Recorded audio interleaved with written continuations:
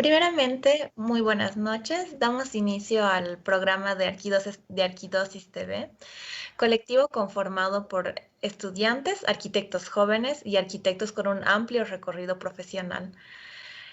Programa con apoyo de la Facultad de Arquitectura, Artes, Diseño y Urbanismo de la Universidad Mayor de San Andrés.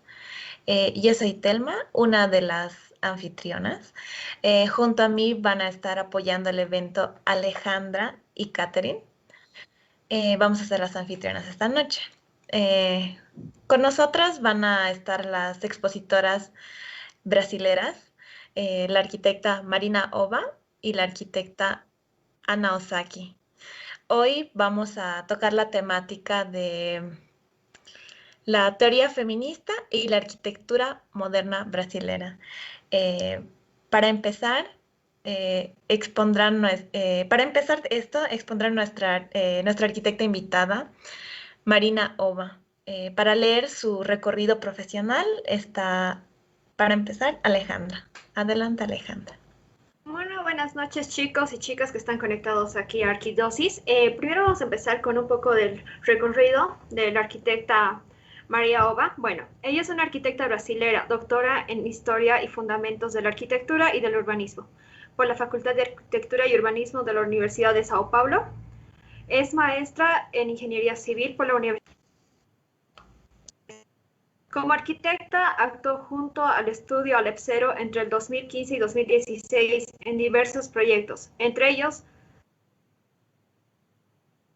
infantiles de Canoa, RIP International Prize Winner 2018. Desde el 2017 integra el Departamento de Arquitectura y Urbanismo de la UFPR.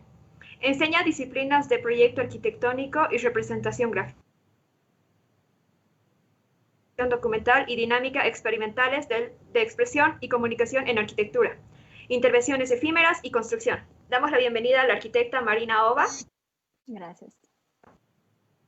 Con Catherine para la introducción de la arquitecta Ana Osaki. Muy buenas tardes a todos.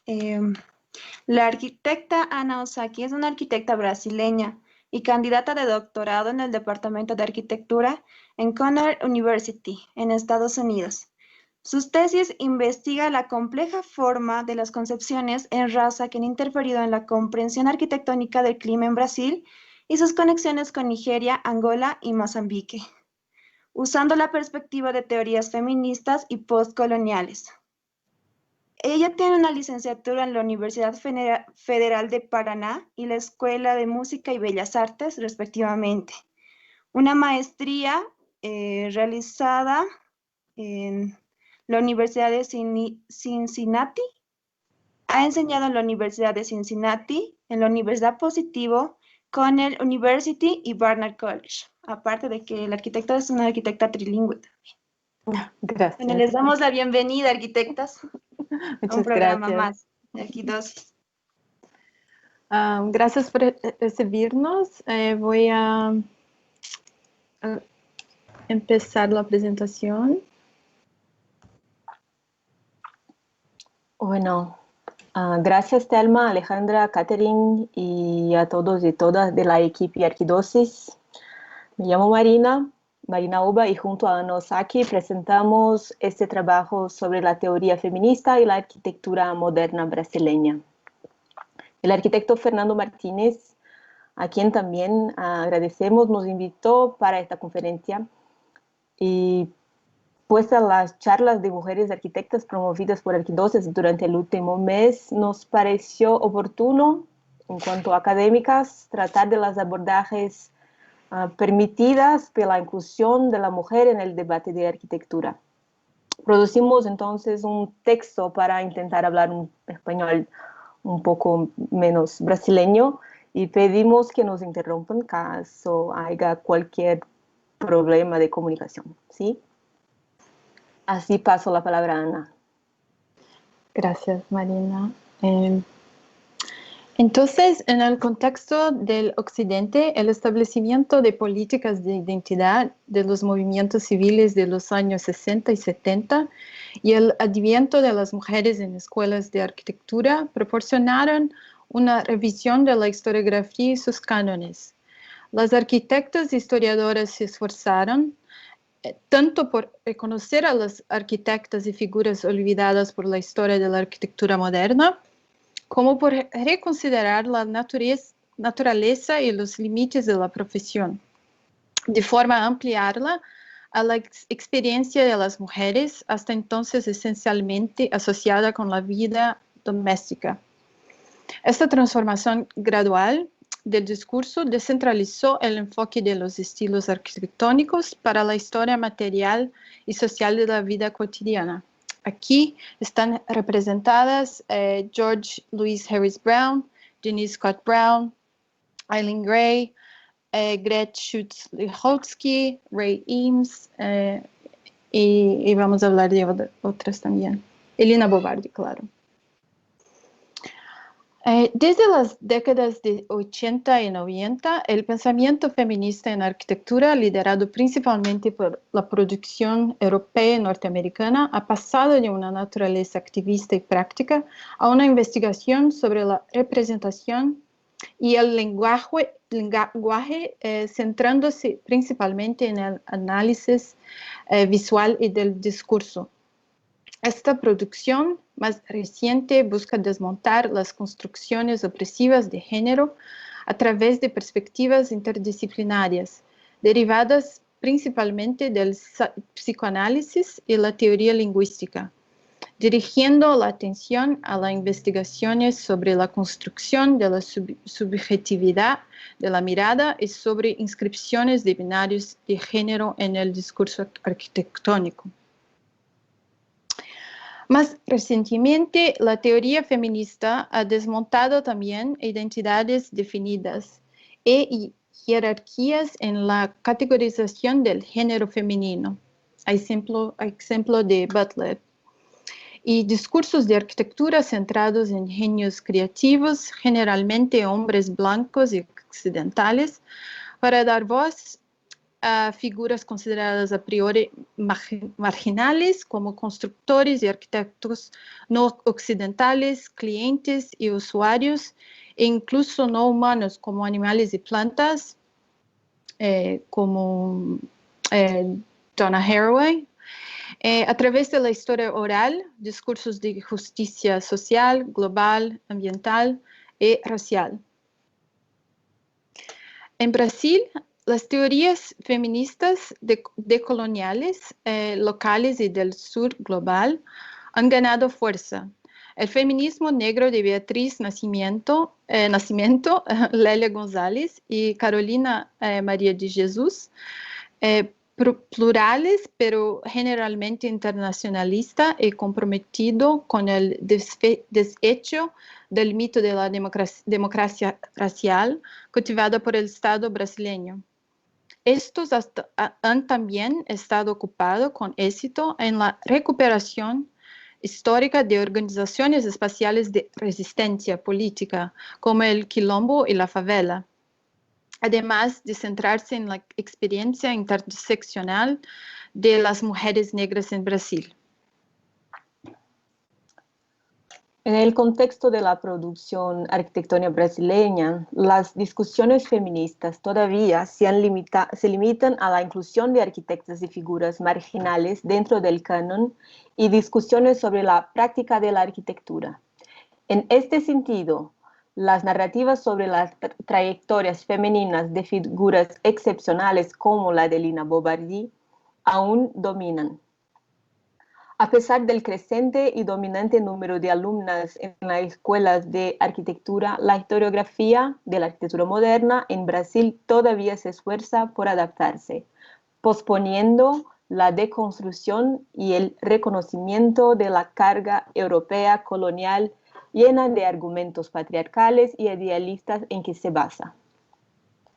El idioma también ha sido un problema. Los textos y publicaciones feministas aplicados a la arquitectura son de difícil acceso, lo que ha limitado durante mucho tiempo el alcance de muchos debates feministas.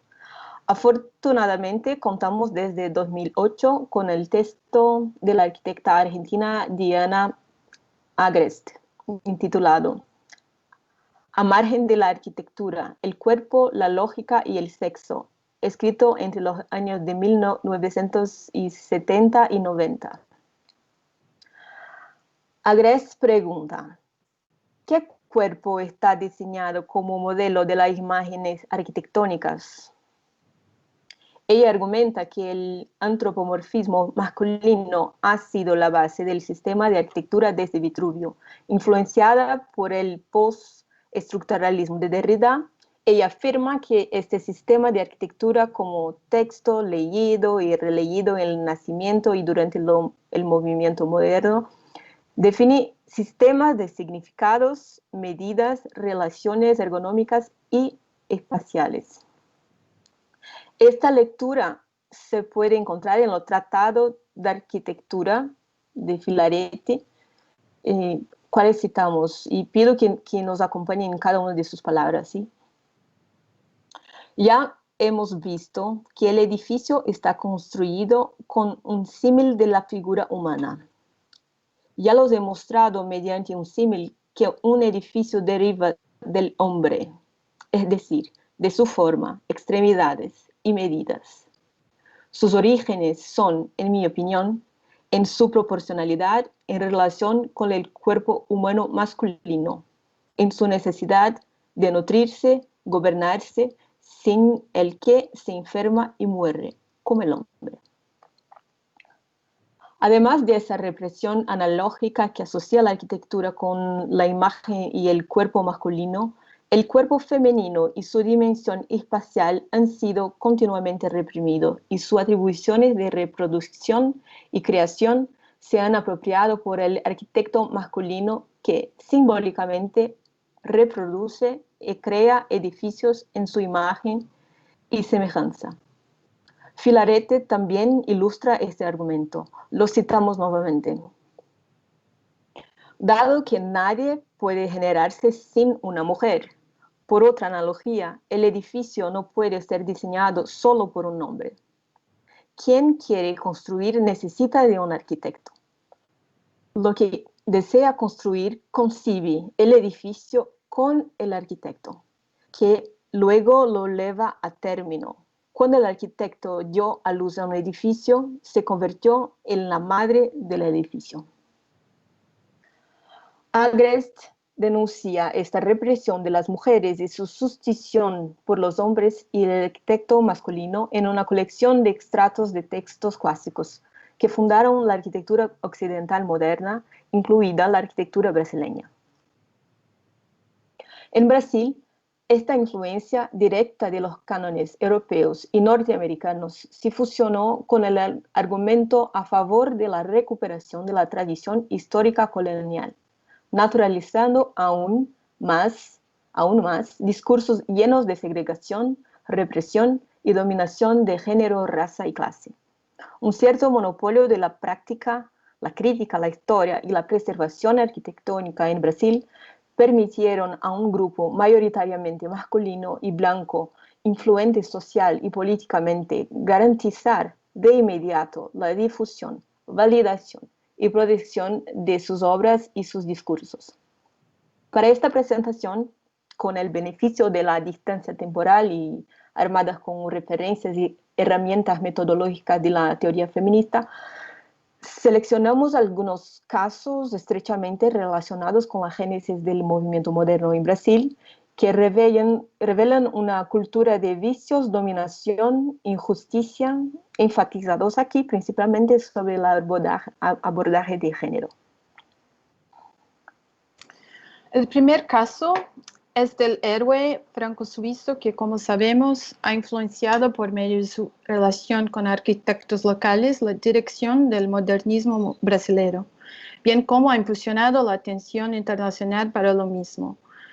Le Corbusier visitó Brasil 2 veces antes de la Segunda Guerra Mundial, en 29 y en 36, una experiencia que ha sido descrita como una epifanía personal. Del mismo modo, se puede suponer, según sus escritos, que el viaje de 29 también se materializó como una experiencia erótica, debido a su proximidad a la cantante de jazz Josephine Baker, quien se convirtió en un personaje de varios dibujos del arquitecto. Los dibujos de su viaje, como se ve aquí, a Río, en general no se centran principalmente en la arquitectura, sino en el exuberante paisaje natural y la forma curva de los cuerpos femeninos locales. En estos dibujos, las mujeres mulatas, en sí mismas una definición peyorativa de mujeres mestizas, desnudas y de grandes proporciones, dominan la imaginación del arquitecto. Este erotismo aparente y estereotipado lo ayudaría a avanzar a agendas modernas visualmente progresivas. Varias correspondencias y descripciones largas de la ciudad y sus habitantes se incorporaron en muchos discursos públicos y proyectos de megaestructuras que Le Corbusier propuso en ese momento. En esta pieza efímera, por ejemplo, Le Corbusier dibujó en colores en una tarjeta de invitación para juegos a bordo del barco Lutetia, él y Josephine Baker, a quien conoció en un barco partiendo desde Buenos Aires hacia Río de Janeiro. Como ejemplo de este erotismo al que nos referimos, Le Corbusier se dibuja junto a Baker cerca de la playa de Flamengo, ambos en la margen derecha de la imagen. Él de blanco y ella con un vestido verde y con la cara ligeramente levantada y los ojos cerrados, como si estuviera extasiada por la situación. La figura fálica del pão de azúcar tal vez indica su estado mental en este momento como resultado de este contacto físico. Del mismo modo, sus ideas fueron asimiladas en Brasil al coincidir con las percepciones locales y coloniales del paisaje y sus habitantes como parte de un paraíso tropical, erotizado y abierto a modernización con autenticidad. En sus palabras, Le Corbusier compara abiertamente la posición del arquitecto como colonizador. Al describir el sentimiento que lo inspira en la tierra roja, el bosque virgen, las complejidades de los ríos latinoamericanos, el arquitecto construye una narrativa que recupera la colonización como una aventura estimulante, a pesar de sus horrores, donde ve a los colonos como dioses cuya fuerza moral no puede ser olvidada. En sus visitas posteriores en 36 y 42, Le Corbusier tiende a centrarse en recuperar la imagen domesticada y erótica del paisaje natural del río, como un elemento de su arquitectura, que vuelve a primer plano. En este gesto, se queda claro que la casa modernista es un marco poco convencional de este paisaje y que también se convierte en un medio y una imagen.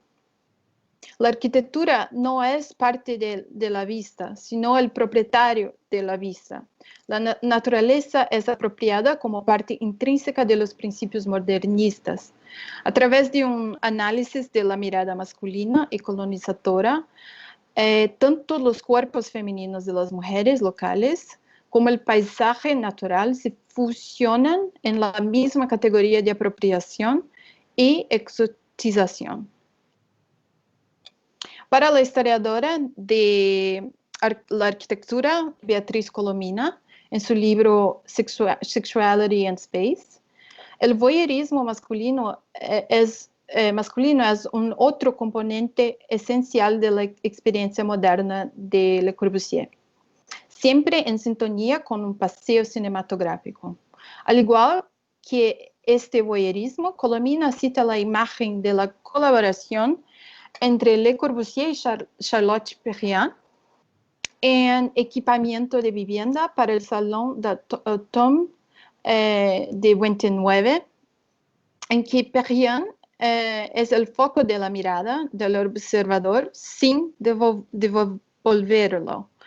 Con su cara hacia la pared, no solo se combina con este elemento arquitectónico, sino que se le niega la subjetividad y la acción. En este sentido, la arquitectura adopta una posición mediática transformadora del observador. En sus palabras, la arquitectura no es simplemente una plataforma que acomoda al sujeto que la observa, es un mecanismo de visión que produce el sujeto, precede y enmarca a sus ocupantes. En el contexto brasileño de Río, del Río de Janeiro, la mirada de Le Corbusier revela una perspectiva de dominación del mundo exterior y de un paisaje no todavía domesticado, en el que la arquitectura asume no solo refugio, sino también el papel de un aparato fotográfico. La ventana se presenta como un problema de urbanismo que representa la relación entre el espacio doméstico y el espectáculo de la metrópoli. La vista o la imagen se construye al mismo tiempo que la arquitectura. Del mismo modo, la megaestructura propuesta por Le Corbusier para Río es ante todo una forma de representación de la experiencia erótica de la naturaleza, de su sinuosa geografía, así como la objetivación de los cuerpos femeninos locales. El proyecto de 6 kilómetros de unidades residenciales se compara con una tira de película, en la que cada unidad enmarca el paisaje de manera diferente en progreso. Aunque nunca se construyeron, estos proyectos tuvieron implicaciones duraderas para la historia de la arquitectura global, ya que Le Corbusier ha estado en toda parte, o como diría, el pacto con la naturaleza ha sido celado. Usando los medios disponibles para la planificación de la ciudad, es posible insertar la naturaleza en la concepción moderna. Río es un lugar famoso, pero Argel, Marsella, Orán, Niza y toda la costa sur, Barcelona y muchas ciudades marítimas y del interior pueden presumir de paisajes admirables. La influencia de Le Corbusier es ampliamente conocida en la historiografía de la arquitectura brasileña. Ahora presentamos 3 casos brasileños que promueven el tema de la modernidad y el concepto de una arquitectura brasileña, así como su relación con estereotipos de naturaleza, del paisaje, cultura y sexualidad. Para Lúcio Costa, Warschawski, Higi, Niemeyer y otros, Le Corbusier, desde su primer viaje a Brasil en 29, representó un nuevo estímulo y legitimación de los intentos de renovación de la estética nacional. Richard Williams, en Brasil, Modern Architectures in History, argumenta que el deseo de asimilar el pasado en la arquitectura brasileña moderna fue motivado por lo erótico, en el sentido de incorporar experiencias y referencias corporales vinculados al conservadurismo y nostalgia colonial. Como principal exponente de este pensamiento, el libro Casa Grande y Senzala, de 33, del sociólogo y antropólogo Gilberto Freire, influyó y estableció el mito de la democracia racial, que aún prevalece en la actualidad.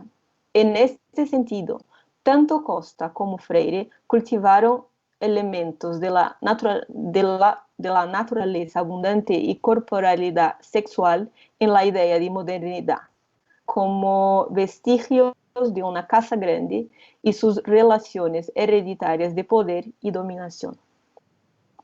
En historiografía, debido al énfasis puesto en la aparente transición natural entre la arquitectura colonial portuguesa y el modernismo brasileño, gran parte de la arquitectura de principios del siglo XX fue devaluada, ya que no seguía el patrón social colonial.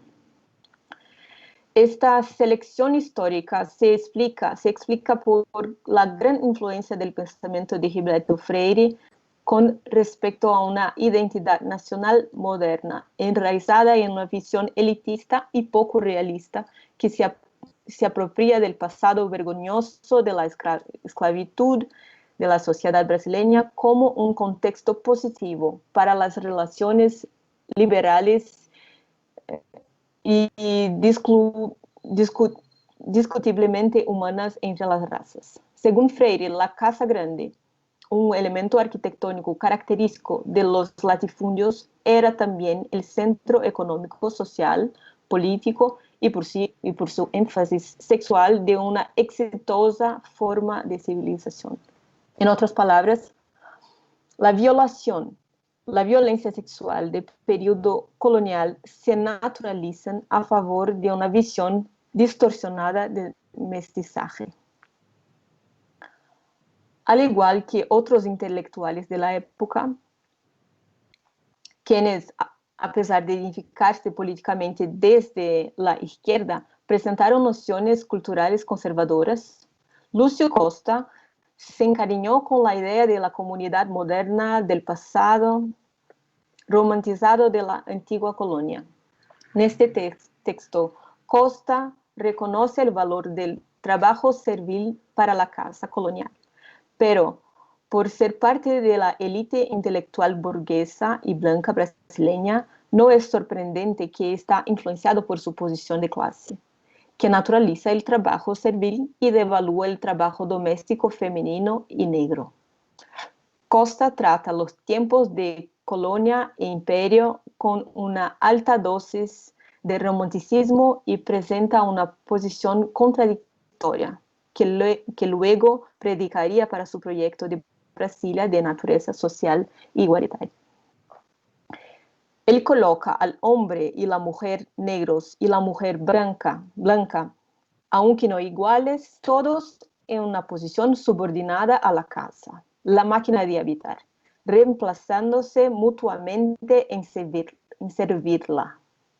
Y es exclusivamente debido a este reemplazo que la fuerza laboral, que la casa colonial, exenta de culpa, deja de funcionar. Costa plantea un tema crucial no en la dominación, sino en aquellos y aquellas que son dominados. Con la esclavitud, el trabajo doméstico, lo prejuicio y la dominación se naturalizan, hasta punto que este texto de 1962 se incluye en la autobiografía de Lúcio Costa, publicada en 95, relanzada nuevamente hace 2 años.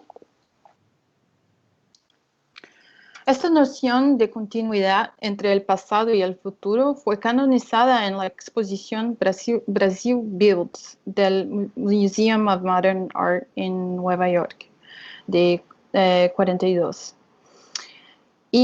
En los esfuerzos por preservar el Servicio Nacional de Patrimonio Histórico y Artístico, en el que la arquitectura colonial portuguesa se presenta como un proto-modernismo, y Lúcio Costa y Oscar Niemeyer como sus principales conductores. De esta manera, la autenticidad del modelo brasileño se destaca de manera similar al movimiento cubista al comprometerse con la idea de lo primitivo. En Brasil, representado por la estructura y el periodo social colonial, y en el cubismo a través de la referencia formal a las máscaras subsaharianas retratadas de una manera no histórica en la obra de Pablo Picasso, por ejemplo. Del mismo modo que esta distancia histórica entre lo primitivo y lo moderno se acorta en la exposición del MoMA, Cubismo y Arte Abstracto en 36, la exposición y el catálogo de las construcciones de Brasil, en Brazil Builds, de 42, hacen eco de la misma analogía problemática. Por lo tanto, Oscar Niemeyer, que era estudiante y trabajó junto a Lúcio Costa en varios proyectos durante muchos años, es una transición natural en nuestro análisis. En su producción visual, el sexo se construye como un elemento creativo, sea en su discurso y arquitectura que aluden directamente al cuerpo de las mujeres brasileñas, o en los cuerpos femeninos tomando el sol que pueblan sus dibujos. Las concepciones modernas de la playa son un elemento central tanto en la imaginación nacional como en la producción visual y social de la ciudad brasileña, en referencia al patrón colonial de la dominación de la costa y su papel como dominio público en comparación con la plaza europea como tipología urbana. Como un lugar sin inhibiciones y con erotismo centrado en el cuerpo y el ocio, impregna y enmarca la vida social y el pensamiento de la arquitectura de la escuela de Río y especialmente la de Niemeyer. Esta relación corporal es evidente en la producción de Niemeyer a través de sus exploraciones en la dirección de los sentidos de los visitantes y usuarios al proporcionar espacios para el movimiento, así como la pausa y la contemplación, y por lo tanto el voyeurismo. Sus entreplantas características ofrecen plataformas para ver y ser visto. El potencial erótico se desarrolla en el diseño del pabellón de exhibición brasileño en Nueva York desde en 1939 para consumo extranjero y a gran escala en el complejo Pampulha, hecho entre 40 y 42. Además, en este último, el uso de azulejos y elementos decorativos y no funcionales lleva a comparaciones con el barroco brasileño, que en sí mismo, según Richard Williams, se relaciona con una sensibilidad erótica del cuerpo, ya que se presenta como un contrapunto al purismo y al cartesianismo del estilo clásico. Finalmente, hacemos la transición ahora para la otra perspectiva de la arquitectura brasileña, de la arquitecta ítalo-brasileña Lina Bo Bardi. A diferencia de los arquitectos analizados aquí, Bo Bardi se dedica principalmente a São Paulo y Bahía, en busca de referencias locales de artesanías y cultura afro-brasileña y marginales. Pero de manera similar a los otros arquitectos que aquí presentamos, Bo Bardi problematiza la discusión de lo nacional y lo auténtico vis-à-vis sus referencias canónicas de la Europa. Aquí intentaremos poner en práctica un análisis feminista a través de su icónica casa de vidrio y su inserción en debates de género feministas y globales. Como muchas mujeres en la arquitectura, Lina Bo Bardi, inicialmente todavía en Italia, se dedicó al diseño industrial centrado en la vida doméstica, además de actividades editoriales y curatoriales. Vistas como actividades menos importantes y secundarias, mujeres como Lina Bo Bardi trabajaron en producciones que se encontraban entre la industria, el universo masculino y ciertos aspectos del arte popular, lo que sugería lo femenino. En 51, Bo Bardi terminó su casa de vidrio en São Paulo y como Perriand se estableció como el cuerpo y modelo de su trabajo. Sorprendentemente, la casa fue diseñada con las instalaciones de las sirvientas y empleados, a pesar de la atención particular de la arquitecta a los muebles, el equipamiento del hogar y la cocina como expresiones modernas de la libertad de las mujeres en ese momento. Criticada por sus homólogos italianos, esta contradicción demuestra una cierta complicidad con los problemas sociales vinculados al trabajo servil, un legado de la condición colonial y no superado socialmente en Brasil, como habíamos visto con Lúcio Costa. Al mismo tiempo, según Silvana Rubino, en las demostraciones y declaraciones de mujer moderna, que usa su cocina estadounidense y equipo doméstico avanzado, Bobardi sigue el mismo linaje de manuales de vida doméstica que desarrolló en la década de 40 en Italia, que defendían la libertad femenina y la tendencia moderna del cuidado científico en el hogar. Con la cocina de Frankfurt de Gretsch Schütz-Lihotzky y los 12 principios de gestión científica de Lillian Gilbert en los Estados Unidos. La cocina más pequeña y moderna requeriría menos tiempo y movimiento para realizar tareas, en sintonía con la promoción del hogar como una máquina en una nueva forma de vida. Como manifiesto de su nueva arquitectura y forma de vida en Brasil, Bobardi escapa del patrón iconográfico de la época, ya que utiliza pantalones largos y un reloj en lugar de vestidos o delantales, como el modelo de las amas de casa suburbanas de los Estados Unidos. Del mismo modo, cuando sirve como modelo para su silla, el sillón, un ejemplo de un asiento individual generalmente asociado con el hombre, jefe de la familia, es reapropiado por el cuerpo femenino que, contrariamente a la convención, se relaja. Esta foto y gesto se pueden asociar de manera similar, pero tal vez contrario al caso de Charlotte Perriand ya discutido, ya que la silla y el editorial son exclusivamente de Bobardi. Esta tensión entre la subyugación de talentos y prácticas femeninas bajo el ojo masculino para las artes consideradas secundarias y la transformación revolucionaria del entorno doméstico del siglo XX, producida por mujeres, es lo que ejemplifica las complejas cuestiones en el feminismo. Además, estas enfatizan la necesidad de una discusión feminista y prueban la existencia de modernismos plurales, concomitantes y fragmentados que aún no se han estudiado.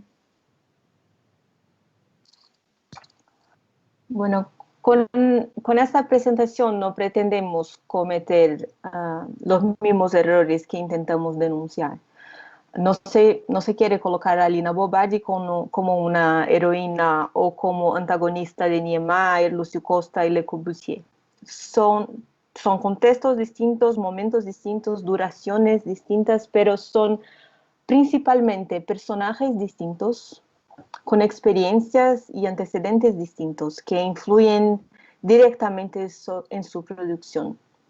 Es importante reconocer los discursos, los objetos arquitectónicos y los paisajes en general como resultado de contribuciones personales muy específicas. Estos son documentos, con un término utilizado por Marina Weissman, que registran, además de cuestiones técnicas y abstracciones formales, posturas, códigos y prácticas sociales insertadas en contextos históricos y políticos muy complejos.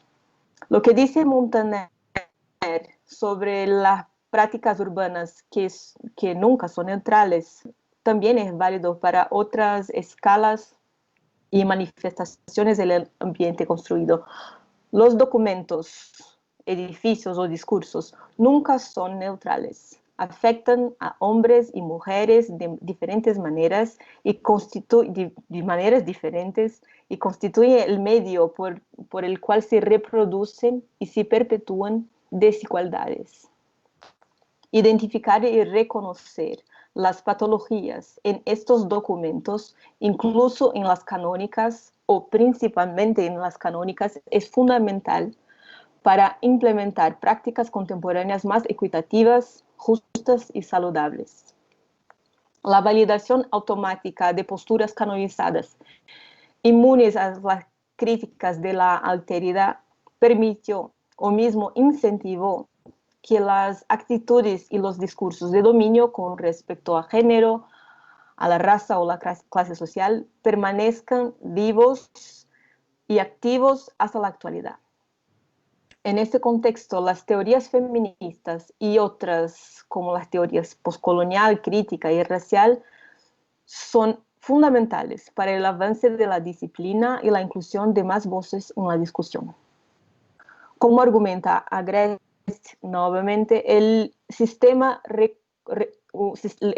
corriente de la arquitectura se caracteriza por una lógica idealista que no admite contradicción ni negación y, en consecuencia, se basa en la eliminación de los opuestos. La inclusión de personajes en una posición externa como la mujer y su cuerpo ofrece una perspectiva crítica con el potencial de destrucción o fragmentación del sujeto masculino inicial y la inclusión de heterogeneidades, fragmentos del lenguaje, texto y la ciudad, más allá de lo que fue negado por el sistema inicial. Finalmente, la aplicación de la teoría feminista en la práctica y la historia de la arquitectura debe ser interseccional. Reconocer temas de género, sexualidad, raza, clase, ciudadanía, entre otros. El feminismo blanco y corporativo que vemos hoy en general y que ya ha caído en la convencionalidad dirigido a la sola inserción de las mujeres en el mercado de trabajo, nos da la falsa impresión de progreso.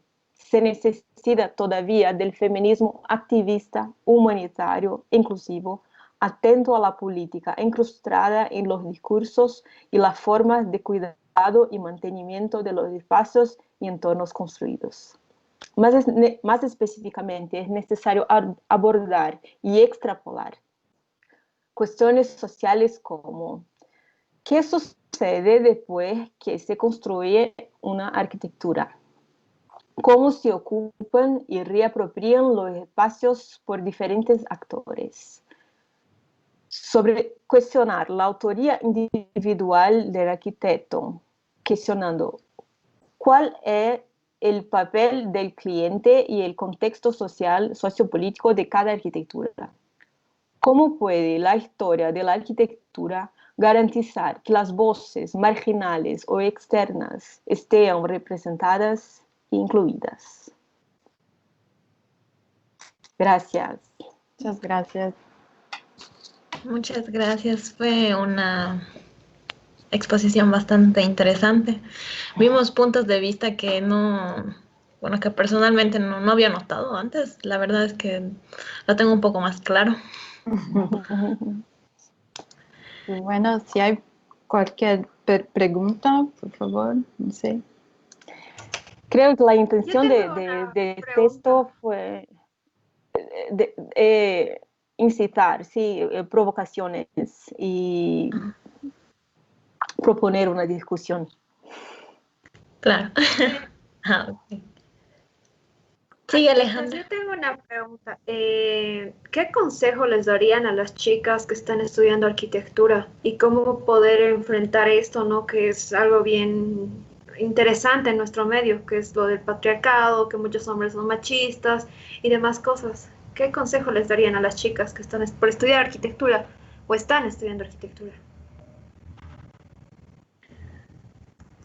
Infelizmente no tengo la respuesta para esto. Es la misma pregunta que tengo en mi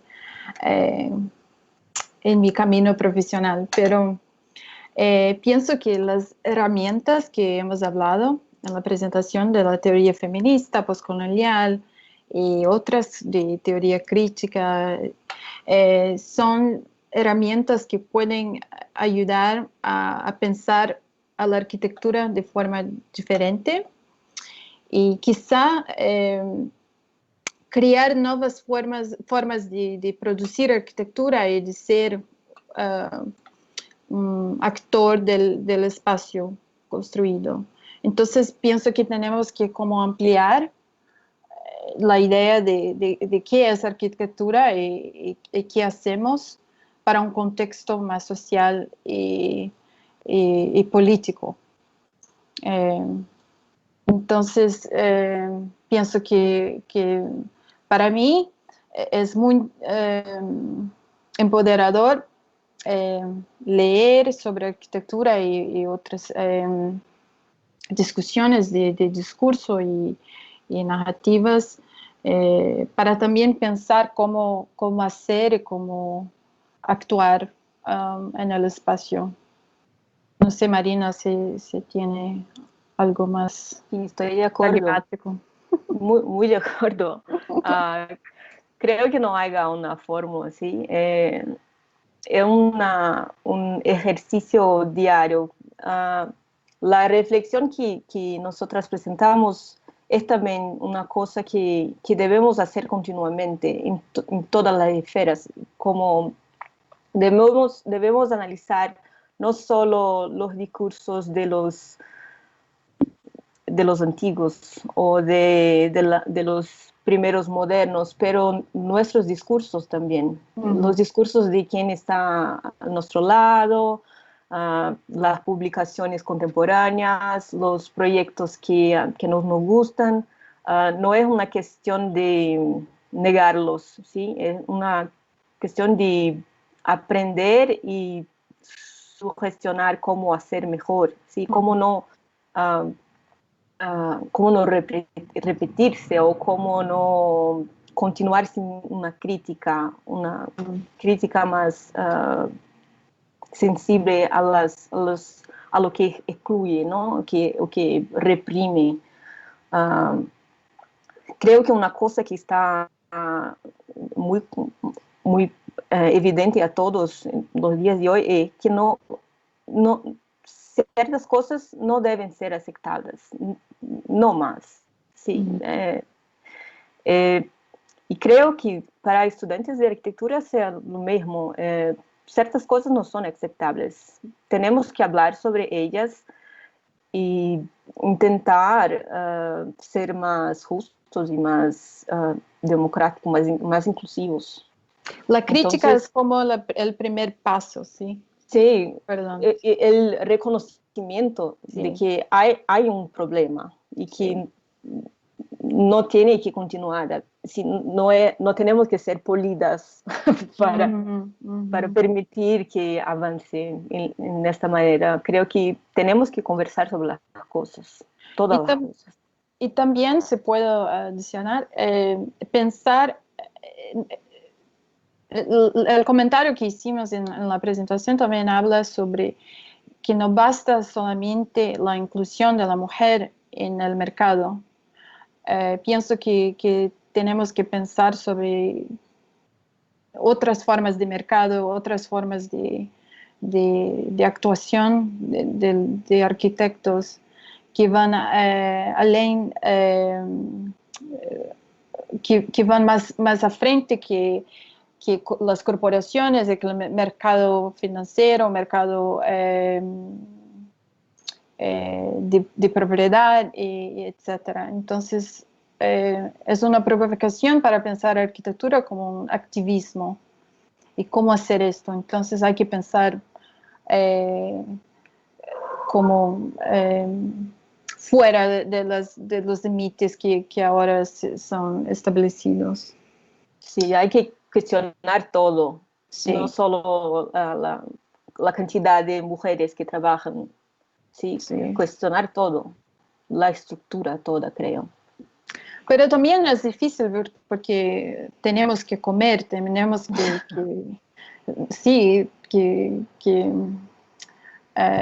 sostener, claro. Entonces es un camino muy difícil. No tengo la respuesta, pero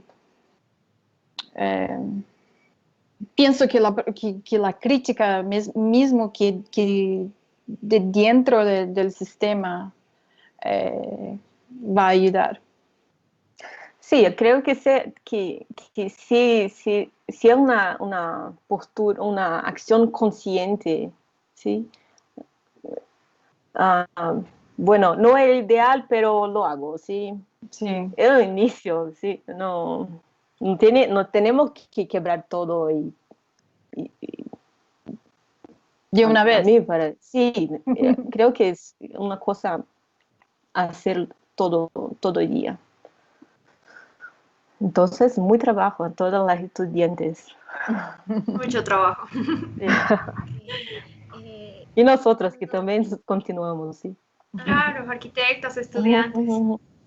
Arquitecta Marina, en bueno, cuando estaba charlando, o bueno, explicándonos su punto de vista, dijo que teníamos que entender de que habían cosas que no eran, o sea, que no eran temas que no eran aceptables. Más o menos, ¿a qué se refería? Bueno, creo que todas nosotras tenemos experiencias que nos hacen quedarnos acordadas en la noche, ¿sí? Me recuerdo cuando estoy en la oficina, por ejemplo, y hay una reunión con algún responsable técnico o de construcción, cualquier cosa. Y estoy yo en la mesa de reunión y otros dos hombres. Les pregunto, ¿a quién los responsables se dirigen? Los responsables de obra. Difícilmente será a mí. Es una cosa común. En Brasil es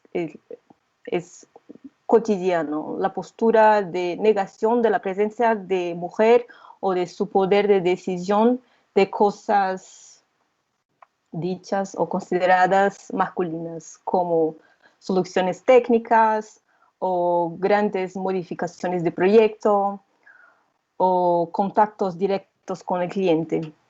No es una cosa femenina. Creo que nos quedamos como auxiliares en las oficinas. Esto no es aceptable, no es aceptable. Y creo que, y yo ya pasé por eso muchas veces, y creo que otras mujeres también.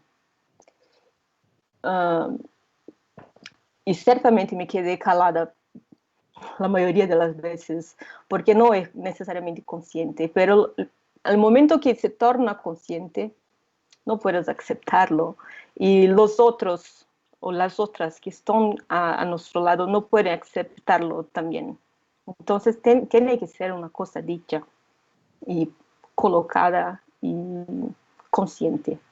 Entonces creo que hay ciertas posturas que no son aceptables en arquitectura y en otras prácticas.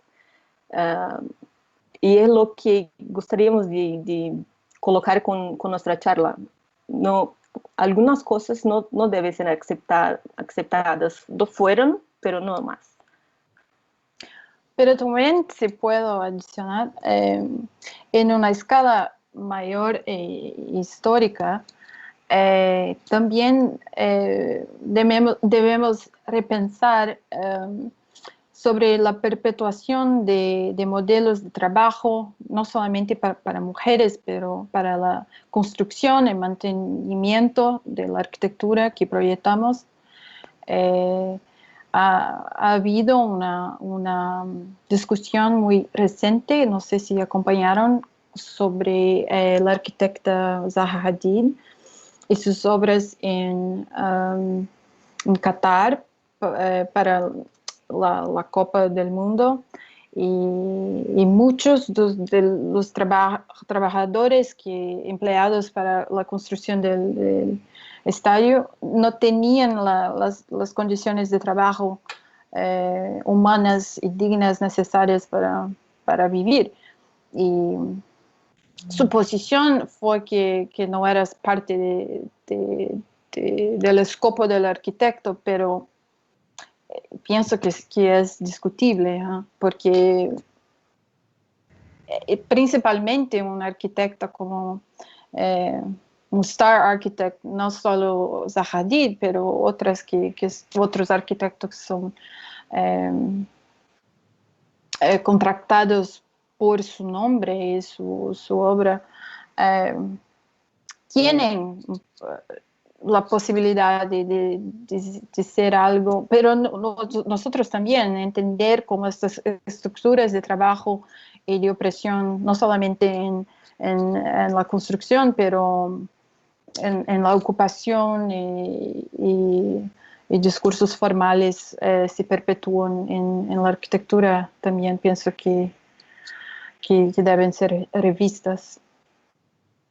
Y como Ana ha mostrado en la parte que habla de Lina Bobardi, ¿sí? Tendremos que pensar también en la manutención de que hacemos. Las arquitecturas proponen maneras de relacionarse con el construido, la cantidad de manutención, quién hace, cómo se construye. Creo que sea una responsabilidad de los arquitectos también como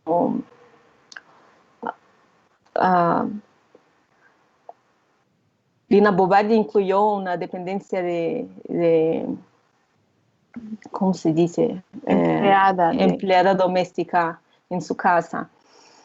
¿Qué otras formas de perpetuación de un tipo de dominación por el trabajo doméstico que permanecen hasta hoy? Hay una gran discusión sobre cocinas colectivas que una pesquisadora española propone de que el trabajo doméstico debe ser direccionado. Sí, debe separarlo de la convivencia de la casa, sí, la habitación, de la vida 2 o 3 o la familiar. Es un servicio, sí. Y cuando la colocamos inserida en la casa, se mezcla como una función de la mujer o una manera de subjugar a alguien. Pero creo que son reflexiones que tenemos que hacer y que poco a poco se tornan más próximas de modelos más saludables de convivir con el espacio y con las personas. Muy interesante, la verdad. Bien, entonces, lo que entendía es que entonces estamos buscando una igualdad en el sentido que no tenemos que relacionar ciertos trabajos domésticos solamente al género. Eso es lo que estoy entendiendo. Ya. Sí, creo que no debemos relacionar ningún tipo de trabajo a ningún género o a nadie. Creo que sea una cosa individual que se coloca en la vida de unos o de otros y se compartilha, para se compartir responsabilidades, a se compartir, a se organizar como cualquier otra.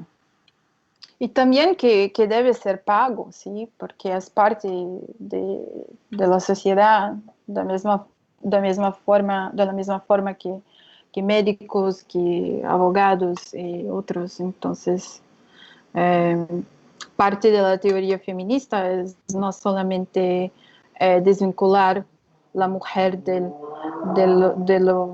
ambiente doméstico, pero si quiere hacerlo, que sea pago y recompensado como una actividad económica, porque en verdad sí.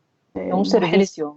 Sí, claro, crían hijos, hijas para la sociedad, para tornarse profesionales, etcétera. Entonces, es un trabajo, sí. Sí, claro que... Adelante, de la misma forma que les pregunté cómo llevarían esto a cabo, ¿no? A chicas que están estudiando arquitecto, ¿qué les dirían a los arquitectos o a los chicos que están empezando a estudiar arquitectura respecto a este tema? Algo tal vez que tenga que ver con el respeto o también poder incluirnos, ¿no? En todo esto que va más allá. ¿Qué les dirían? Que los oigan.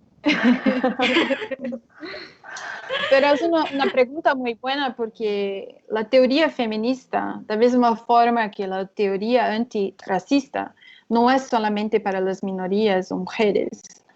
Debe ser eh, la misión de igualdad debe ser de todos, ¿sí?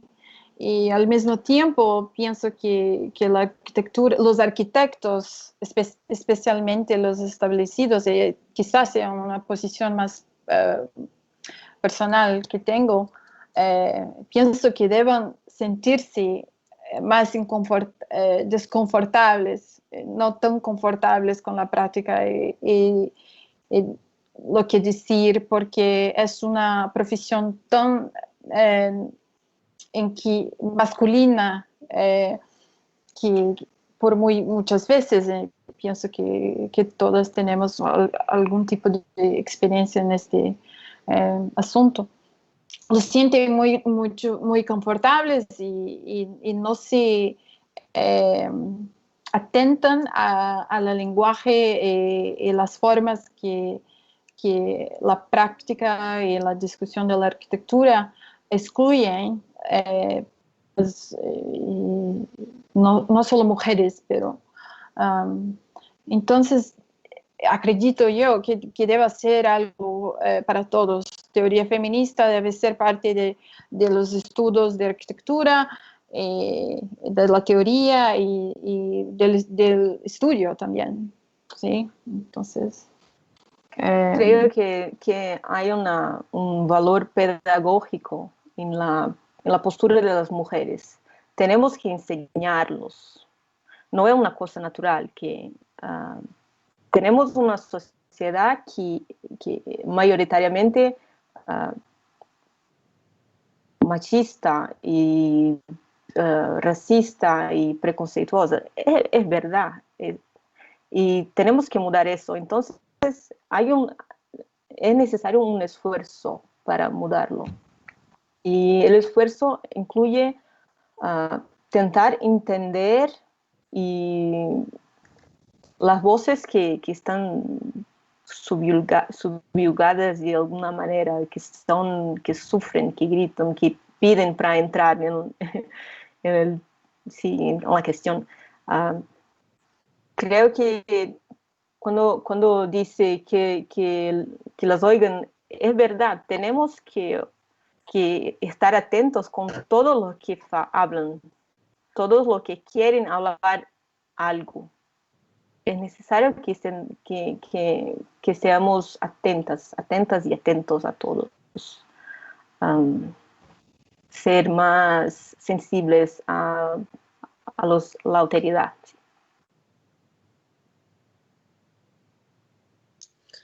Ok, entonces estamos en búsqueda de igualdad más que nada en nuestra carrera, que por muchos años fue dominada, bueno, no dominada, pero una gran parte de los que fueron los Star Architect en un principio fueron hombres. Sí. Ahora tenemos que empezar a darle lugar más que nada a las mujeres, a nosotros. Nosotras también tenemos que empezar a ganarnos nuestro lugar. Sí, creo que no como... Creo que el tiempo de estrellas no es... Cuando Pritzker entregó el premio para un colectivo, creo que es un señal, es un buen señal. No gustaríamos de tener más estrellas que se diferencian tanto de los otros. Creo que es un momento de trabajarnos más horizontalmente, más colectivamente. Creo que eso es una cosa muy importante. Bien. Sí, porque el respeto, ¿no? Ante todo, o sea, trabajo conjunto entre hombres y mujeres, pero que se respete. Sí. Y no solo mujeres, no solo la idea de género, de masculino y femenino, pero hay muchos otros géneros, y también otras formas de sexualidad y de identidad que envuelven raza, etnia. Entonces, no es solo la inclusión de las voces de esas personas, pero también otras formas de pensar y de entender el mundo que son importantes igual. ¿Sí?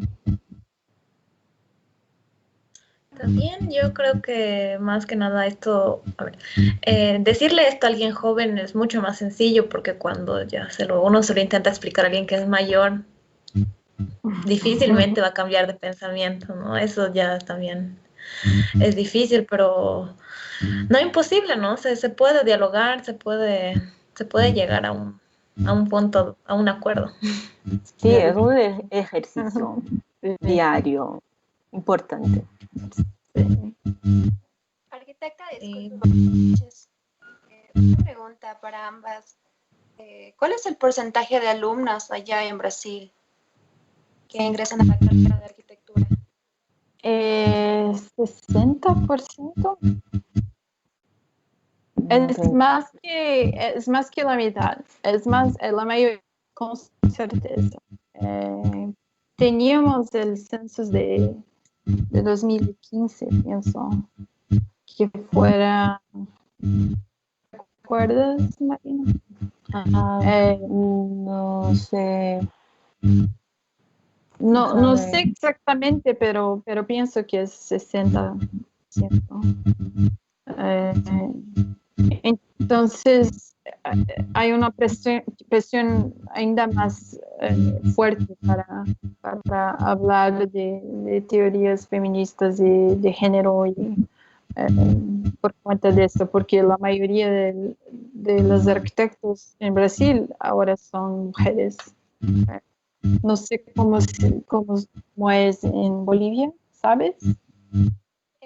Por ejemplo, acá arquitecta y de un tiempo acá se ha visto igual que han entrado o ingresan más estudiantes mujeres también a la carrera de arquitectura. Sí. Por ejemplo, antes en los docentes teníamos mucho más, a lo que nos comentaba, teníamos más docentes varones. Y hoy en día es como que han empezado a involucrar mucho más a las arquitectas y pues no sé si lamentablemente aún seguimos quizá podría ser un 40% de mujeres arquitectas que están cátedras allá, aquí en la universidad. Entonces, poco a poco creo que se está viendo ese cambio, ¿no? Que Sí. ya no es solamente, como lo acaban de mencionar, que una carrera debe tener un género. Por ejemplo, para estudiar medicina, enfermería, para estudiar, qué sé yo, contaduría, arquitectura e ingeniería, no se necesita tener un género, no pueden entrar necesariamente varones o mujeres.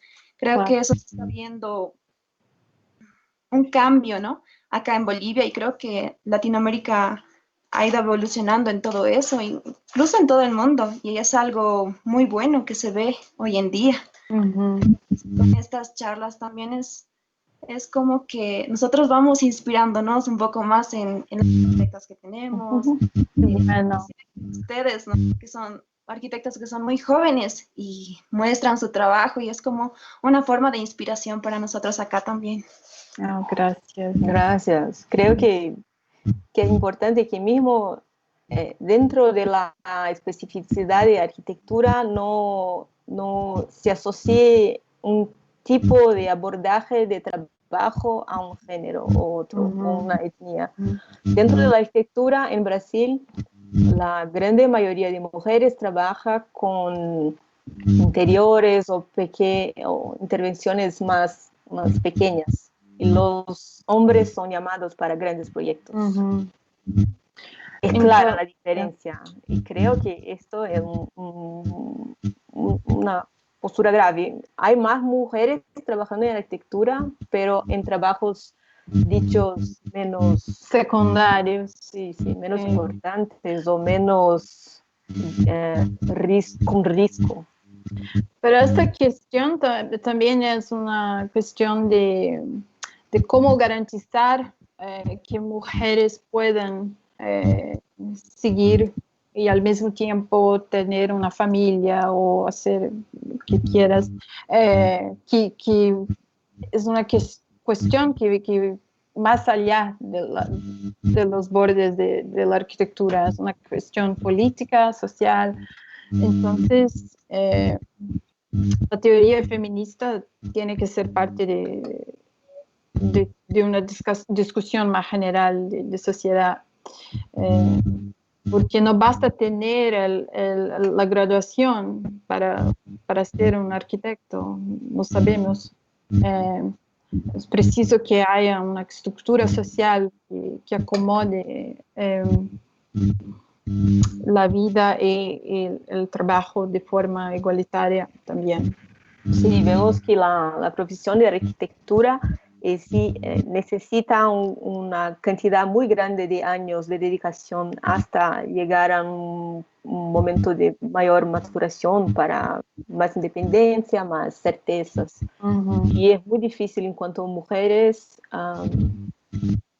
conseguir la dedicación sin una vida de sacrificios, ¿no? Sí. Sin sacrificar sus años más jóvenes y sus años fértiles, sin teniendo hijos. Y entonces es una cosa muy compleja que no es tan simple como tener mérito o como ser dedicada, responsable, buena estudiosa, no. Sí. Es una complejidad muy grande. Esto que dicen es muy interesante, ¿no? Porque ahorita yo me choco con esta realidad que ustedes hablan y digo, Dios mío, ¿qué me espera futuro? Es como que una falta de respeto a tu capacidad intelectual, porque puedes estar mucho más capacitada que tal vez un hombre y no te dan un proyecto porque eres mujer. O sea, es algo que sí tienen razón y tendríamos que hacer más cosas para cambiar este pensamiento, ¿no? Y que se nos incluya también en muchas cosas, porque sé que hay mujeres muy capísimas, muy capísimas, así, y yo creo que sería bueno incluirlas más en este tipo de cosas. Claro. Y agradecerles a ustedes, la verdad, por mover esto y poder dar la verdad a muchas chicas que estamos estudiando arquitectura, que ya somos arquitectas juniors y demás, poder motivarnos. Y también arquitectas mayores, ¿no? Que ya es algo que, o sea, por favor, despertemos de una vez, ¿no? Qué bueno. Bueno, Claro. me También quiero el tema de... siga, no. No, agradezco porque es muy importante. Es muy bueno de saber eso. Y por esto elegimos enseñar también. Sí. ¿No? Qué lindo, la verdad. Muchas gracias. Gracias a ti. Muchas gracias por acompañarnos. Gracias por su tiempo. Para finalizar, no sé si tienen algunas palabras de despedida o ya se dijo todo.